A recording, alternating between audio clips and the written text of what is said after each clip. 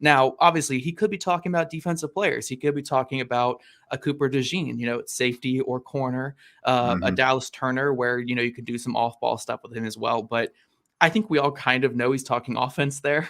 He's almost certainly talking offense. And while I do think a guy like Brock Bowers kind of fits into that as well, I think this mainly looks at wide receiver.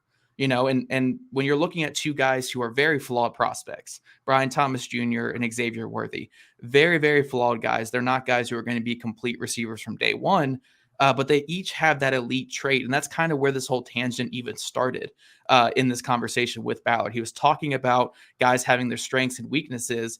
And he says, again, and I quote here, this is what he does really well. Let's put him in a role to do that specific thing really, really well. And I wrote about Brian Thomas Jr. today in an article where I was saying, look, Brian Thomas Jr. might only do one thing really well, but that one thing he does really well is so insanely valuable to an offense that it might push him up aboard of a team like the Colts, because he honestly has the potential to be one of the best vertical threats in the entire league. You look at Xavier Worthy's ability to stop and start, his next level speed, just his fluidity throughout everything he does, and just the level of athlete he is so insanely rare that, again, it's kind of the scouting like, okay, we're getting this insanely rare athlete who has legit gravity no matter what we're doing with him.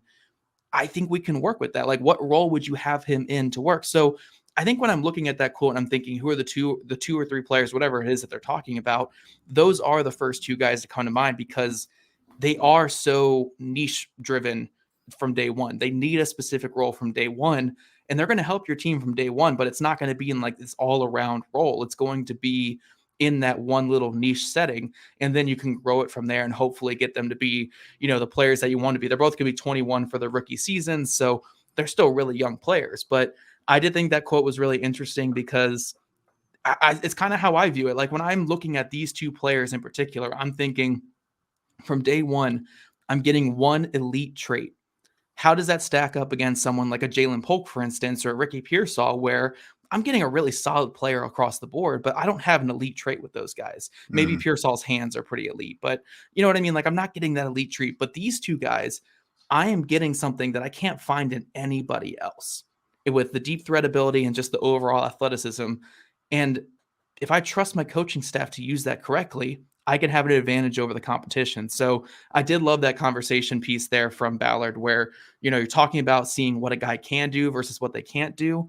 And if they can do something that nobody else can do, or only very few people can do, that has a lot of value in the draft.